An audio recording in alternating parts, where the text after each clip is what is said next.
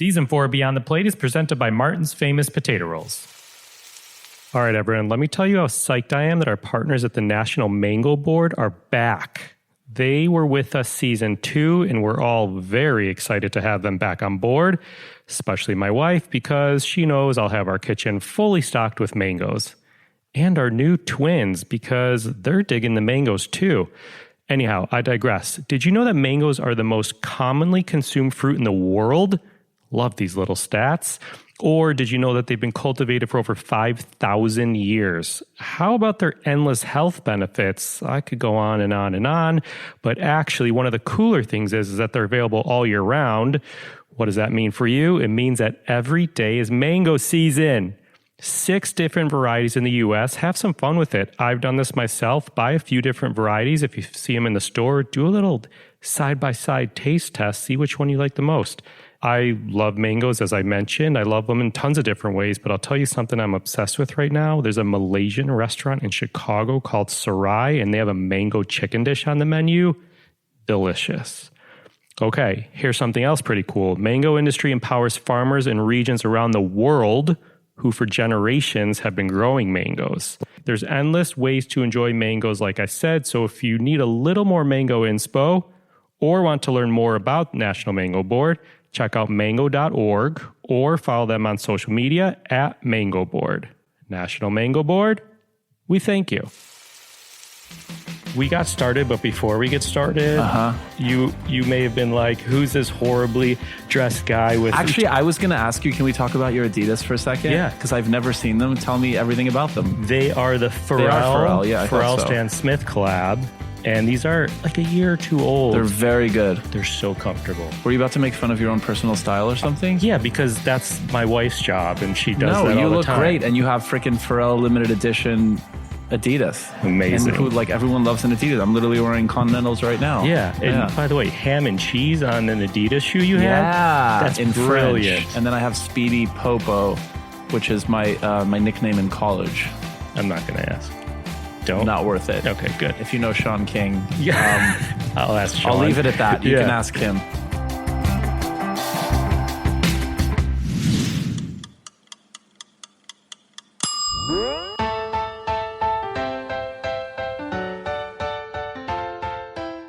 Welcome to Beyond the Plate, a podcast where we sit down with the world's culinary elite to explore their journey with food and their passion for giving back. I'm Cappy, and in this week's episode, we sat with Antoni Porowski. Do I even have to say who this man is? He's Queer Eye's food and wine connoisseur. We caught up in the lobby of a hotel in Chicago while he was coming through town on book tour, and we shot the stuff. I brought him pierogies. He has a Polish background. I brought him stuffed cabbage, both of these from one of my favorite neighborhood Polish restaurants in Chicago. I also brought him a special message in Polish from a Polish grandmother. So essentially, I started off on the right foot. We talk food, cooking, how he got into cooking. We talk about Poland. We talk about Canada, where he grew up. We also talk about his brand new New York Times best-selling cookbook, Antoni in the Kitchen. And my favorite part, to be honest, wait until he goes off on his social impact commitments, his dedication to pride, to hunger in America, to suicide prevention. Talk about using your voice for good. I'm going to stop right now, but please enjoy this conversation as we go beyond the plate with Antoni Porowski. Yeah, there we go. Okay. Just for anybody who doesn't get to see this, / everybody, because there are no cameras, making a lovely iced almond milk latte. I thought it was oat milk. Is it oat milk? It's no, almond. But aren't you an oat milk guy? I'm obsessed with Oatly. Yeah. Because it's so thick. I'll tell you something. Chobani is working on an oat milk that I saw at a restaurant show that's not for sale yet. I was like, you guys make this now? And they're like, well, it's not out. We're just testing it. And it was really good. But it's interesting that a dairy company is making... Wow. Yeah. Has a dairy company ever done... I assume Oatly hasn't because their name is literally oat. Right. But wow. Yeah. I can't wait to check it out. I love my dairy, but I'm obsessed with oat milk. Yeah. It's so good. Yeah. Also, City Harvest. I know you've done work with them. I've done a lot of work with their leadership council and stuff. So we'll get into a little bit of that. But thank you. Your voice for a cause like that is incredible. So they're an important one. Yeah. So this isn't like leftover food. This is actually food from one of my favorite Polish restaurants in Chicago. What did you get? It's gołąbki, pierogies and stuffed cabbage. I knew it was gołąbki because I see the tomato sauce sticking out of the side of the styrofoam. It's from a restaurant called Podhalanka. Oh my gosh! But beyond, are you just bragging that you picked up Polish food? Well, I'm kind of bragging, but also it's a woman who owns it. She's had this restaurant for 33 years, and she made a video for you. Stop! I don't know what she said. Oh my gosh! She's going to speak in Polish. Okay. You know what? I'm also wearing headphones, so that's not really good. It doesn't work that way. Witam, dzień dobry. To jest miejsce Podhalanka restaurant. Ja mam tu restaurację 33 lata. I've had this restaurant for 33 years. Do Stanów z Krakowa. She's from Krakow. Mamy dużą tu rodzinę zarazem. I have a huge family. Lubię moją pracę. I love my job. Produkujemy wszystkie jedzenie tutaj sami. We make everything from scratch here. Gotujemy zupy domowe, homemade soups, gołąbki, naleśniki, crepes, pierogis. Dużo innych miejsc. Jestem zadowolona. Oh, a lot of places don't make their own. I'm proud of what I like and I love what I do. Lubię produkować to wszystko. And I really like producing all of it. Nabywców kocham, klientów moich. I really love my clients. Myślę, że ty będziesz zadowolony z tego, że you're going to be happy about the fact that you're going to try my food. I będziesz miał dobry czas. And you're going to have a good time in Chicago eating it. Chicago's a special city. It's a beautiful city. A zarazem dużo było polskich restauracji. There used to be a lot of Polish restaurants, but now there aren't. Dużo restauracji zostało zamkniętych na mojej okolicy, na północy. Most of them is closed, but in the north there are still a few. I'm sending you love, and I wish you have a really nice time. And so she's wearing a coral, kind of like a knit T-shirt with a black apron. And she has pretty much an Anna Wintour haircut. Yes. And she could not look more Polish. Yeah. How amazing. I love this woman. Gosh. If I wasn't trying to translate so quickly, I probably would have gotten emotional. And Polish babcie for me are like, I told forget her, about it. Just say, hi, Antoni, welcome to Chicago. I hope you like my food. And like a minute later, she was still going. I was like, I hope she's being nice. She was being very nice. But there was a little like a little underlying message about gentrification in there without really saying it. Yeah. That's happened. I get where it. She is. Yeah. You grew up in Canada. Polish roots. That's clearly. Yep, that's why I was able to translate. Yes, you weren't guessing. First language that I learned, even though my father was born in Brussels, my mother was born in Warsaw, and then I was the first one in my family born outside of Europe. But I had to learn, like Polish was the first language I learned. And then French came after, and then English came from TV. Growing up, tell us what your family table was like. Was there family dinner? Oh, yeah, absolutely. But I'm trying to think, like special occasion or on any given night. Any given night. Okay, well, I'll start with breakfast. Oh. So my dad doesn't cook. Well, he cooks now, but he didn't really cook growing up except for barbecue season, which is basically 6 weeks in the summer in Montreal when there isn't 8 feet of snow. Slight exaggeration. But he would make breakfast. And for breakfast, we always had a massive spread of fruit. And so we would have like whole papaya with a bit of salt and lime juice. And then like he would just cut everything up and have like I always went after the berries because I was obsessed with blackberries. Tons of charcuterie, a lot of cheeses. How often was this? This was like every weekend, Saturday and Sunday. Wow. Yeah. Amazing. So we always had a really big breakfast spread, sometimes eggs, but we didn't really eat eggs. It was more of like I guess, is that called a continental where it's like you don't have to cook things? Yeah. It's like our version of the Porowski version of a continental breakfast. And then for dinner, my mother would go to town all the time. Like it was always at least like a two or three course situation where my parents would travel a lot. So they would come back with recipes. And so they would come back with dishes from different places. Like when they went to Morocco, they came back and we had tagine for a month. When she'd come back from Poland, we would have all kinds of cheeses and things that she would bring back from there. And oscypek, this is a very Polish episode today. I don't only eat Polish food. I just want to throw that out there, except we're in Chicago and you brought me Polish food. So it's like the topic at hand. That's right. Oscypek is this smoked cheese. cheese that has a beautiful little, like a nice ambery rind on it. And you put it on a pan and it melts and it just gets crispy along the edges. It's like super smoky. Interesting. And then you have it with kind of like lingonberry or some kind of like a cranberry type jam situation. And it's a great little hors d'oeuvre. It's literally just cheese and jam. I need to look Not even into any this. bread. I need to look I'm into sure it. they have some great Oscypek in Chicago. It's Oscypek. So then we would have like a nice little, it would really be based on where my parents would go traveling, and that's sort of like what we would eat for a while. Was there a connection to food with your mom or dad? No, not at all. No, my father's a physician and my mother was a model, and then she studied medicine, but she never practiced. Who was in charge in the kitchen? My mother and no one else. Really? Yeah. Did you help her? Nope. Wasn't allowed. Never? Nope. You weren't allowed? Wasn't allowed. Just would sit and watch. Were you tempted? So she was very... Was she like, get out of the kitchen? It was just more, I didn't feel welcome in the kitchen, where it was just sort of like that was clearly her turf. She served the plates, she brought them to the table like it was her thing. And I judged, like for a long time, it really frustrated me in my 20s, but then I realized I'm the exact same way. It's very hard for me to ask for help in the kitchen because I like things to be done a certain way. But I'm learning to... So if you're in a party and 10 people come in, what can I do? You're like, just go. I'm getting better because some people are just being polite, and that's when it's like, you know what, just stand around the counter, have some like cheese and charcuterie, and just you can go change the music if you want or light some candles. But some people genuinely want to help, and they should be able to. I feel like it makes people feel like they're part of the process. They can learn something, and they feel like they've created something as well.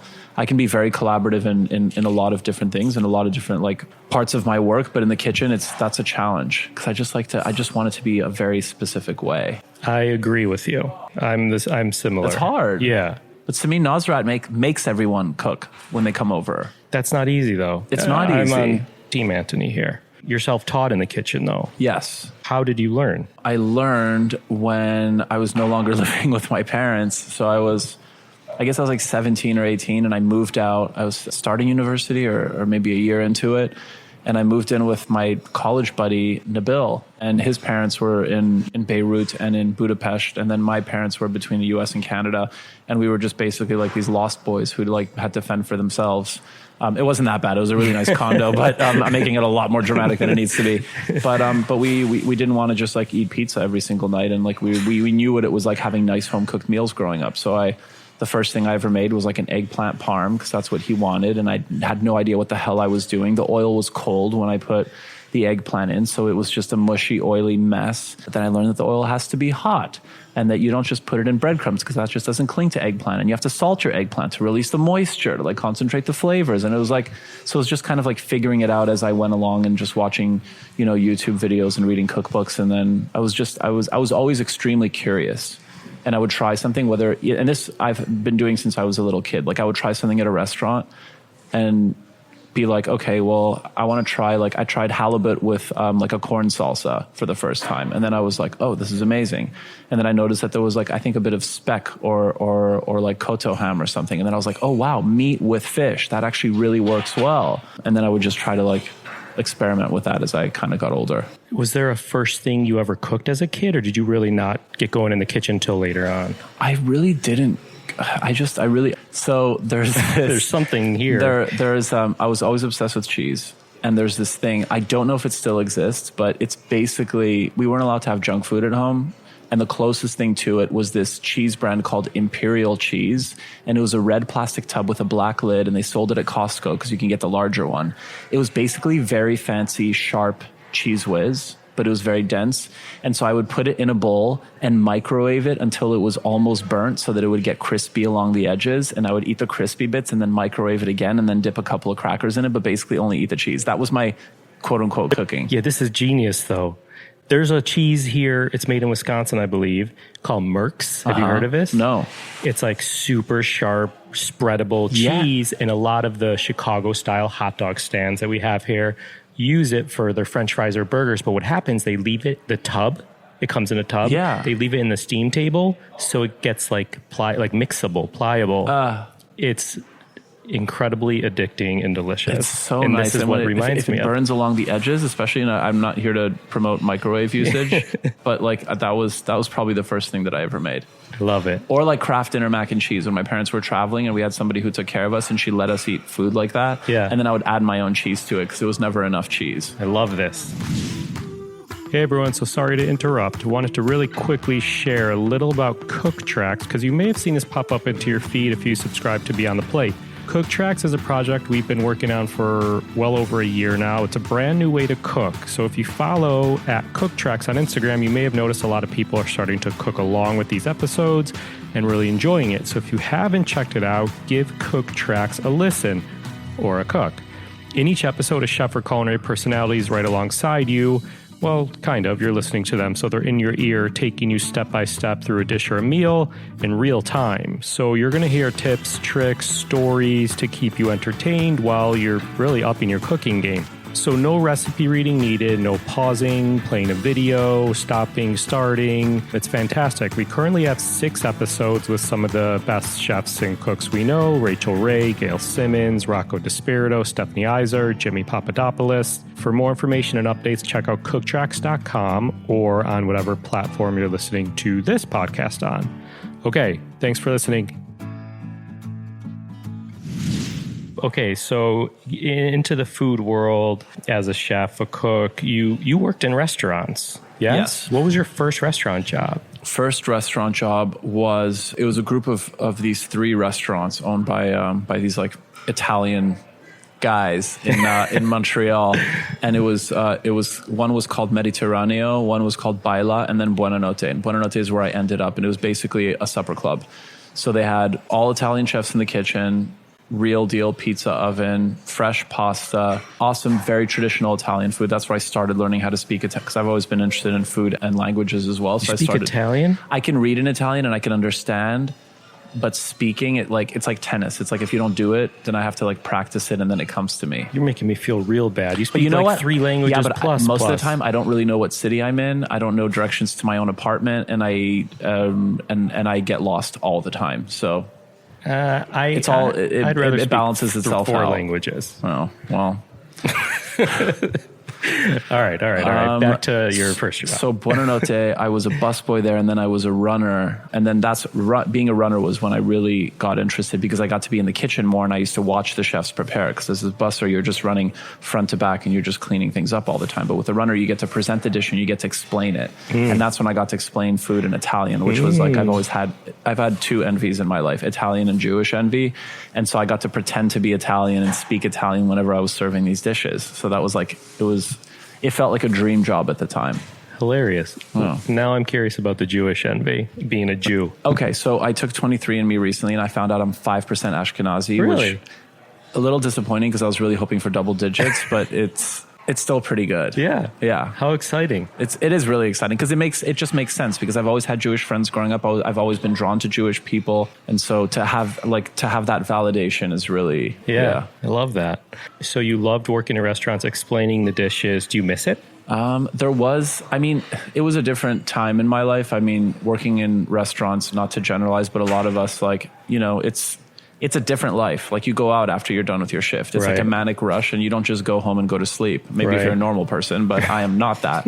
And so I was studying psychology, taking acting classes after my university studies, like during the day. And then at night I would go work in a restaurant, and then I would go out. So I was sleeping like 3 to 4 hours a night, but I was like living my best life. I was loving it at the time. Okay. So could we talk about the Village Den? Yeah. Tell us about the Village Den. So Village Den was a beloved diner in New York, right on the corner of 7th Ave and Greenwich. And, you know, I had 2 buddies of mine, Eric Marks and Lyle Richards, who run the Metric Group. Yeah. Okay.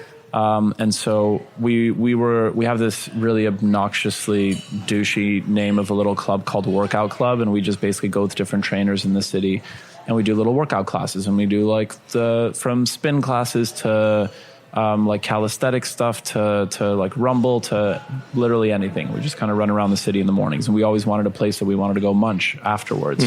Instead of going to their restaurant Wayfare uptown all the time, we found out that Village Den was closing, unfortunately, as most diners are in New York, and there was a lease opportunity. So we decided to take over, and we wanted to open up. Like our dream was always like have a place that just has like the kind of food that we want to eat after working out when we're famished, starving, but just not feel like human garbage afterwards. And so we kind of just jumped on it. And then they take over like in terms of like operations and logistics and all of that. And I'm purely focused on food and menu development, which I'd never done before. As most things I've never done until about 2 years ago. So do you enjoy that part of it? I loved it. That's fun. I loved it. I mean, it was so many edits because I came up with all of like what my dream recipes would be. Then they were like, no, you have to use a sweet potato like in 4 different dishes. You can't just use it in one because that's not how restaurants like that work. And they cut out, they cut out all the dairy because it's like a healthy, spot. And a lot of people are on the non-dairy train now, unfortunately. And I myself leave dairy for weekends and I go aggressive on a nice cheese board. But during the week, I tend to stay away from it. And it actually keeps me going longer and I don't get as sleepy. Really? Yeah. Dairy and carbs. You go no dairy, no carbs during the week? During the week. I mean, if there's like a great loaf in front of me, I will. I'm not super, And weekends, you're like, give me cheese. Just give me a freaking baguette. Give me like a shome or like the stinkiest ass cheese you can find. And like, let's find a fig spread and just go to town. I feel like I'm going to have that for dinner tonight. Just latkes on Saturdays and Sundays, like whatever. I have no holds barred on weekends. Sour cream and applesauce on latkes or no? Separate. I like applesauce, but if I have 4 latkes, I'll have 3 with sour cream and then I'll have 1 with applesauce. Interesting. I have a family in South Florida, and they do sugar on their latkes. Have you heard this? I love sugar on latkes. Okay, I have never heard about it. So Stash Cafe, the Polish restaurant where I worked in Montreal years after Buonanotte, they have the naleśniki, which are the crepes, which your lovely friend was mentioning in the video. Polish people take full-fat sour cream, a little bit of vanilla, and sugar. It's tangy and so good. I have like a backlog of things I have to eat and make after this. It's so good. And you put that on latkes, and it's freaking awesome. It's so nice. And now I need to go to the Village Den and... On weekdays. Yeah, on weekdays. And then you can cook. I don't know if this is a segue or not, but you can cook from Antoni in the kitchen on the weekends. We're going to get there. We're going to get there. I've heard you talk about food being romantic. Risotto, omelets. Explain. I mean, I think food is so many things, but I think it is incredibly romantic. There's something very like intimate and sensual about eating. It's something on a first date. Hopefully you go to a restaurant and it's not just drinks and you get to like share food together. It's also like a really good first test. You know how often people say the beginning of a relationship, like go on a trip, or not, maybe not the beginning, but a little later on, maybe beginning if you're me because I rush into things. But if if you go to a restaurant and you share a meal with someone, just knowing how they order, the kind of food that they eat. Like, is this someone I want to hang out with? Is this somebody who eats like me? So many people have crushes on you. Who's your celebrity crush? My celebrity crush? I don't think I have one right now. I'll tell you who my first 2 crushes ever were. Well, okay, I have 4. My first ever was probably Gwen Stefani when she was in No Doubt. Nice. The video for I'm Just a Girl. And then Aaliyah, R.I.P. But I just thought she was like the most stunning, beautiful woman I'd ever seen in my life. Love that. And then things changed when I saw Cruel Intentions. I think it's a 1996 or 1999 classic. And I was very sort of confused because there was this awesome scene with Selma Blair and Sarah Michelle Gellar. So I thought I loved both of them. But then there was also Ryan Phillippe. So I wasn't really sure what the hell to think. But that probably remains one of my favorite movies of all time. From That's a good one. The musical score to the soundtrack to the styling, the way that they dressed. I don't know if they had the same stylist, but the clothing reminds me a lot of, a wardrobe reminds me a lot of, have you seen Great Expectations? Gwyneth Paltrow and Ethan Hawke at their prime. Yeah. Honestly, I'm not a huge movie guy. Okay. And you have to see Rachel Great Ray Expectations. is a movie person, so like every time I'm with her, she's like, Cap, what's that movie? I'm like, and now when she starts to ask, she's like, oh, screw you. You don't watch movies. Check out Great Expectations. Have you seen Cruel Intentions? Yes. Okay. Yes. It's an important film. Yes. I'm going to watch Great Expectations. You should watch it. I really think you'll love it. Yeah. So let's talk about your book. Yeah. I don't even remember what the hell the question was. I just managed to go on. Celeb crush. Oh, got it. Right, and then right, you gave right. movie reviews and wardrobe reviews. Sounds about right. It's very on brand for me. So, Antoni in the Kitchen. Beautiful book. Thank you. Why did you decide to write a book now? I think... By the way, cheers on all your press, and because you are like all over the place. Awesome. And Thank it's you. Super exciting. Thank you. Yeah. The idea for the book basically came along. I tend to say I say yes to a lot of things, and I think being in this in the food world was not something that I ever thought I would do publicly. It was something that was always kind of more private. So when Queer Eye kind of came about, I think it gave me, to use Jonathan Van Ness's expression, it gave me permission to actually start thinking about those kinds of things. And a cookbook was one that came up, and my reaction was like complete and utter fear when we started discussing it with my agents. And fear of what? I think the fear came from the fact that I've never written a single recipe down.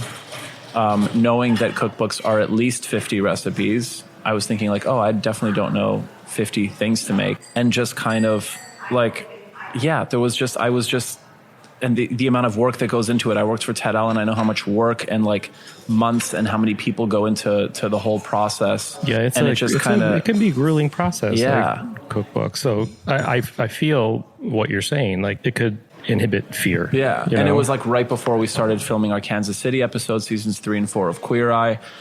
And so I was like, oh my gosh, that sounds like a shit ton of work. Coming up with recipes. I've never measured anything in my life. Everything is always with my hand, which is like 2 normal people's handfuls. So it was like all of it just really intimidated me. But I really get off on fear. That's, kind of like when Queer Eye came about, I was also met with like a total paralyzing fear, but I decided to run for it anyway. How do you get through that? Oh, I go straight through. If the cliff is like, you don't like overanalyze it. You're just like, go. Oh, I sure do. But I like still run towards it. Like I really get off on just being like, oh, I love being uncomfortable in like awkward social situations or like a weird Uber driver. Like I want to engage with that person. I just want to see what they have to say. Yeah. So interesting. Or if like I speak to somebody who likes the show and comes up and says something nice, and if there's something that feels a little off, like I'll talk to them for way too long. I'm that guy. That's so cool. Because even if it's like a weird kind of like interaction, it still makes for a really good story. Got it. And life should be fun. For sure. So the cookbook intimidated the hell out of me, and I was thinking, I would have to write it while I'm filming 2 seasons of Queer Eye. Perfect, let's do it. So literally wrote the book with Mindy Fox, who was in Portland, Maine, on the East Coast, and we would FaceTime and call and text every day, all day. Literally from set, I would take 5 minutes break and text her, and she would give me an update on the recipe she was trying. And Amazing. I realized that I forgot to add 2 eggs or whatever it was. And then, so it was like in constant communication. Wow. Let's transition really quick to social impact, giving back. A lot of what we do for this podcast is that. I know you've supported City Harvest, and I also see causes like the Trevor Project. Yeah. Can you share more about these organizations or projects, or where you give your support and why? Sure. I think, when Queer Eye sort of came out and I started understanding the definition or kind of like the meaning behind visibility, and, you have foundations that start reaching out to you, and we had meetings with GLAAD, and Trevor Project was one of them as well. And like some of their reps decided to sort of speak to us because we realized that we did have a voice. I want to say yes to everything, but what I'm learning is that I really try to pick organizations and foundations that I can really get behind, where I have some kind of a personal attachment, because then I'm able to promote it organically. Sure. Because I want to be careful with that kind of stuff. Just the way, not to treat these as endorsements, but like with an endorsement, you try to pick something that fits, and I try to do the same with everything. And so City Harvest was a natural fit. There's a little bit of a lineage component because Ted Allen has talked about it for years working for him, and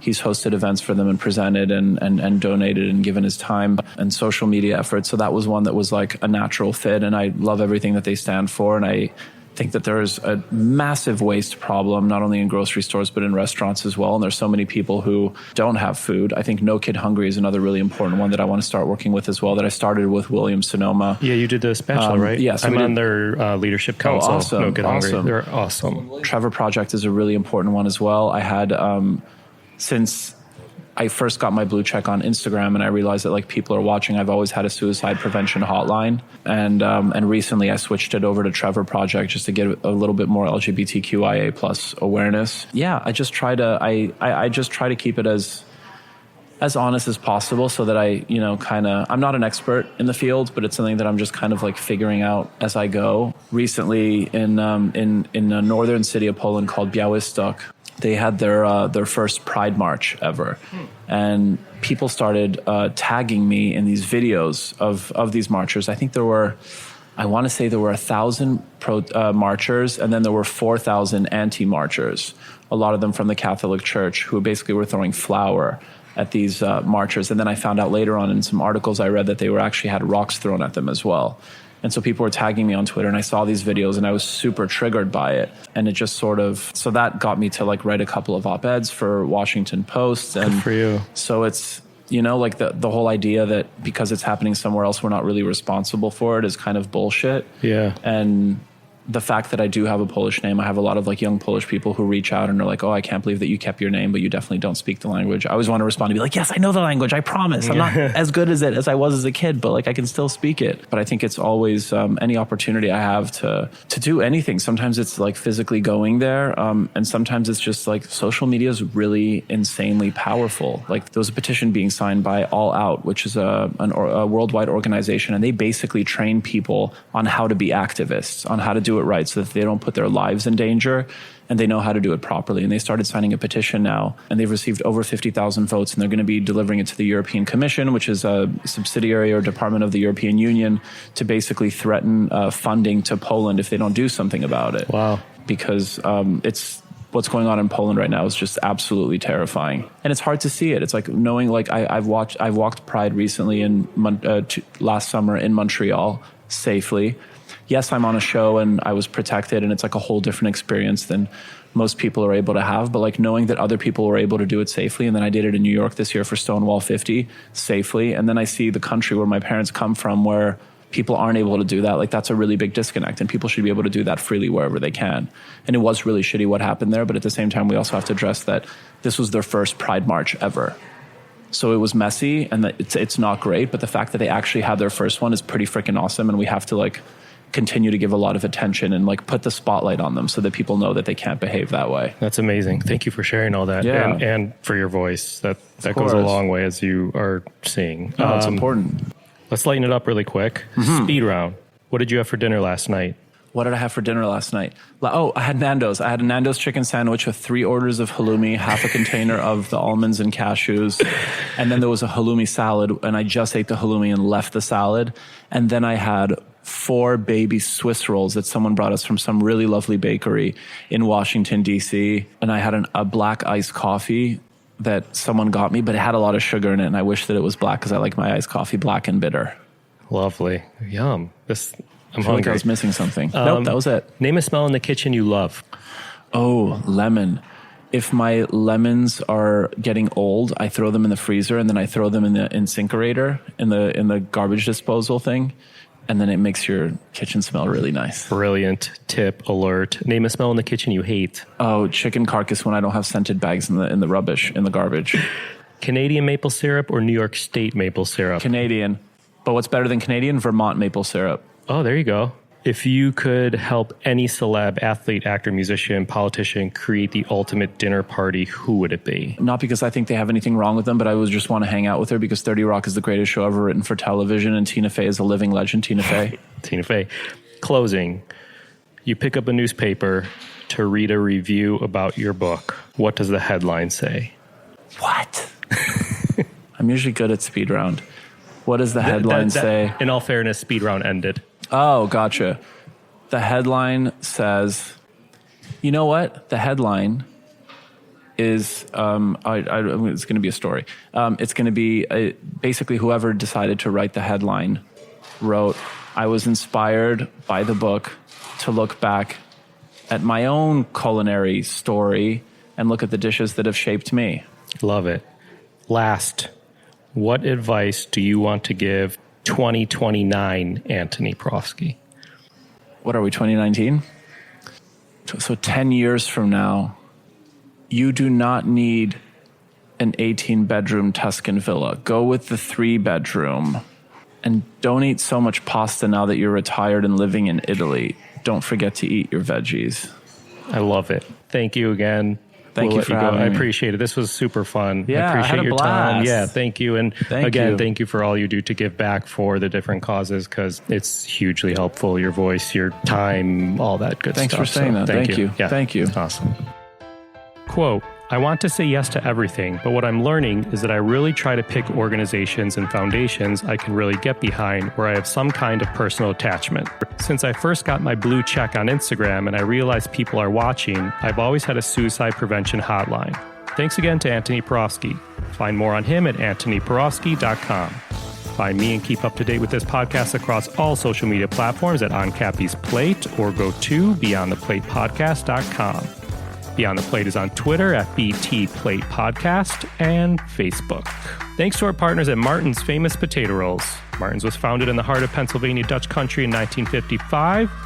They are the #1 branded hamburger bun in America, and as I like to say, they can make almost any burger taste better. Let's focus on the good old potato bread, everybody. You're going to hear a little bit about potato bread in next week's Just a Plate episode with Antoni because he talks about it. His is from a bakery that him and his dad go to in Vermont. But listen up, back in 1955, this is kind of how Martin started, out of a garage, literally. That's right, Martin's Famous Pastry Shop is an all-American family-owned and operated company, and Lloyd and Lois Martin literally converted their garage into a small bakery. Hear more on that in Beyond the Plate Season 2, Episode 13. Fan favorite episode, everybody. Here's what I love about Martin's. Martin's believes in giving back to their community. They support hundreds of charitable organizations such as food banks, after-school programs, disaster relief, and others. To learn more about Martin's, visit their website at potatorolls.com or follow them on social at Potato Rolls. Martin's, we thank you. This episode was produced by myself along with Ian Cohen, Joe Yeaton, and Shant Petrosian. Thank you to Tom Osborne. Our music has been composed by Goldford. As always, special shout out to my wife, Katie. Please rate, review, and or subscribe to this podcast on your listening site of choice. Join us next week for Just a Play when Antoni talks about his dad's ham sandwich. Basically, I ask him Polish ham or French ham, and he goes off into a ham sandwich recipe. Thank you for listening to Beyond the Plate. I'm Cappy, and remember, there are never too many cooks in the kitchen.